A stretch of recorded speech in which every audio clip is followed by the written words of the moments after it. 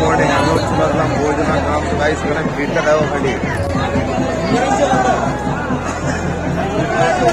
এখানে মানুষজনরা সুলতানগঞ্জ থেকে জল এনে বাবার মাথায় ঢালছে। সুলতানগঞ্জ থেকে বাবার ধাম মোটামুটি প্রায় 110 কিলোমিটার। এখানে দেখো একজন বাবার ভক্ত প্রণাম খেটে খেটে আসছে। আর আজকের দিনটা ছিল সোমবার, পুরো রাস্তাটা ঠিক এমনটাই ভিড় ছিল।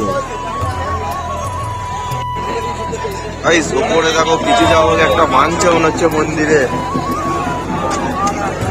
সব সুতো ধরে রয়েছে।